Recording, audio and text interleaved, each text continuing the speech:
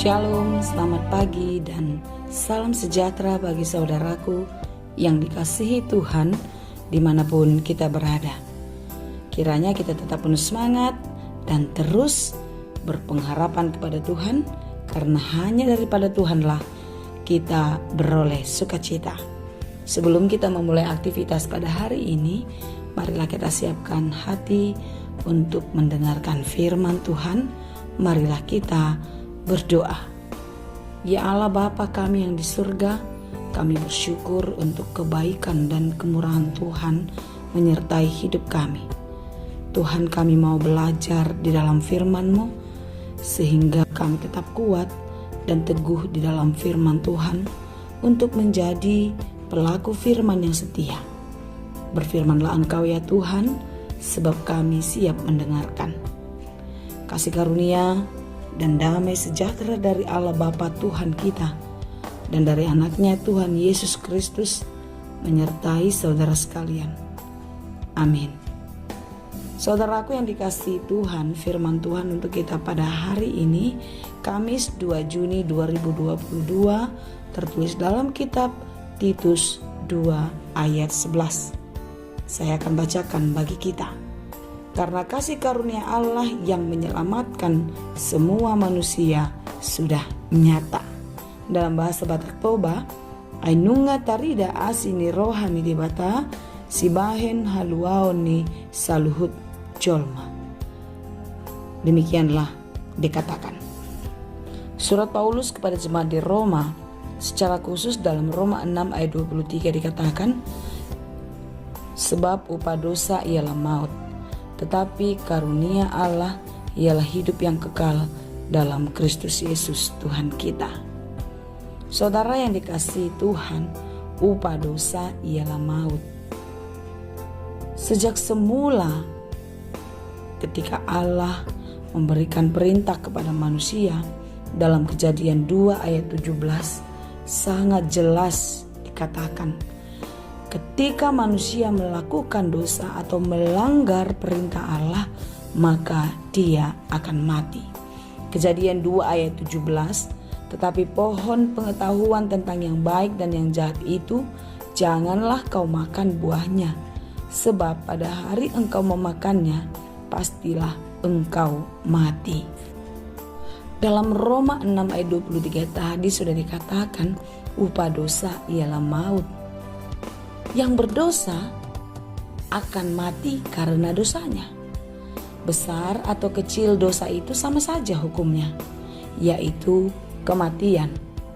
Tidak ada bedanya dosa besar dan dosa kecil, disengaja atau tidak. Bukan kalau dosa besar maka dia akan mati. Namun kalau dosa kecil jadi setengah mati. Bukan demikian saudaraku. Seperti apapun perbuatan dosa kita, tentu ada hukumnya. Dan upah dari dosa itu ialah maut. Saudara-saudara yang dikasihi Tuhan, tidak ada seorang pun di antara kita manusia yang tidak berdosa. Lalu, kalau kita tidak ada yang tidak berdosa, tidak ada dong penghuni sorga nanti.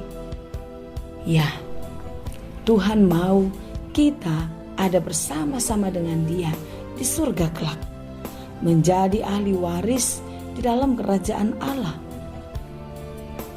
beroleh sukacita hidup di dalam kehidupan yang kekal. Seperti apapun kita di dalam kejahatan kita, Tuhan mengasihi kita. Kasih-Nya selalu nyata kepada kita, orang-orang yang dikasihinya. Tuhan tidak mau kematian orang fasik, tetapi pertobatannya lah yang diharapkan, yang ditunggu oleh Tuhan. Tuhan sangat mengasihi kita. Siapakah kita? Kita adalah orang yang percaya kepada Tuhan. Karena hanya orang yang percaya kepada Tuhanlah yang beroleh keselamatan.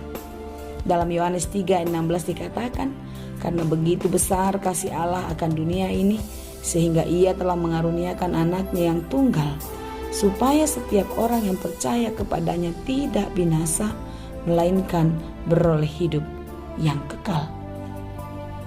Kasih Tuhan Yesus ditunjukkan di dalam perbuatannya, tidak hanya dengan kata-kata. Di dalam pengorbanan yang besar, yaitu dirinya sendiri, Yesus berkorban untuk keselamatan kita, untuk keselamatan orang-orang yang berdosa itu. Yesus menggantikan kematian orang berdosa di kayu salib. Saudara yang dikasihi itu, bukan karena kita sudah diselamatkan di dalam kematian dan kebangkitan Tuhan Yesus Kristus, maka kita bisa hidup bebas sebebas-bebasnya melakukan dosa semau kita. Tidak. Waktu kita tidak lama lagi di dalam hidup di bumi ini. Kesempatan ini tinggal sebentar saja. Tidak tahu kapan waktunya. Tuhan mau kita siap sedia. Oleh karena itu, saudara-saudara yang dikasihi Tuhan, tetaplah kita setia di dalam kehidupan kita. Percaya dan terus berharap hanya kepada Tuhan. Apakah pengorbanan Yesus itu hanya cerita belaka? Tidak, itu sungguh-sungguh nyata terjadi di dalam kehidupan kita. Oleh karena itu, saudara-saudara yang dikasihi Tuhan, setiap kita yang beroleh keselamatan dari Tuhan, tentu kita harus menjaga apa yang sudah diberikan Tuhan kepada kita, yaitu kesempatan untuk hidup lebih baik.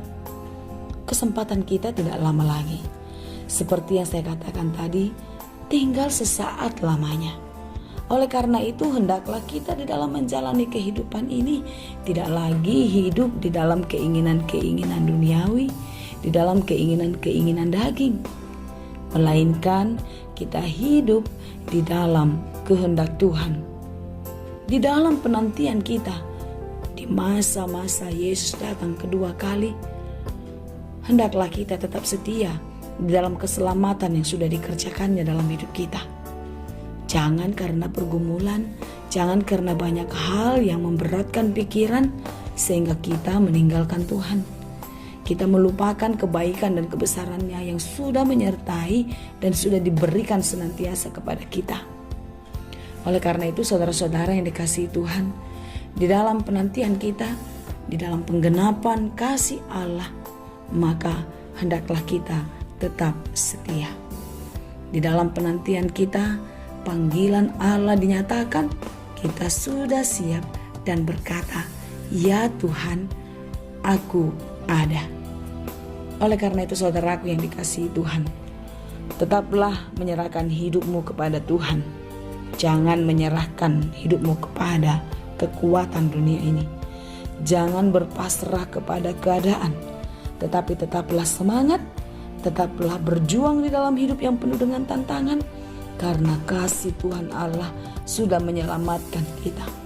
Kasih Tuhan Allah sudah meringankan. Kiranya kasih Kristus senantiasa menyertai dan memberkati kita. Amin. Terima kasih Tuhan untuk firman-Mu hari ini. Firman-Mu yang menguatkan kami, firman-Mu yang menghibur hati kami. Kiranya di dalam firman Tuhan kami selalu diberikan hikmat, pengetahuan, dan banyak kebaikan lainnya yang kami kerjakan di dalam hidup ini. Kiranya di dalam kuasa-Mu lah kami dimampukan untuk menjadi pelaku firman yang setia. Ya Tuhan, biarlah hidup kami terus percaya kepadamu, biarlah kami terus boleh melewati kehidupan yang penuh dengan tantangan. Dan di dalam masa-masa penantian kami akan kedatangan Yesus Kristus yang kedua kali, kami didapati tetap setia. Terima kasih Bapa yang baik, kami serahkan seluruh kehidupan kami ke dalam tangan-Mu. Kiranya kasih-Mu, berkat-Mu selalu melimpah dalam kehidupan kami. Hanya di dalam Yesus kami berdoa. Anugerah Tuhan kita Yesus Kristus, kasih karunia Allah Bapa, dan persekutuan Roh Kudus, itulah kiranya yang menyertai dan memberkati kamu sekalian. Amin.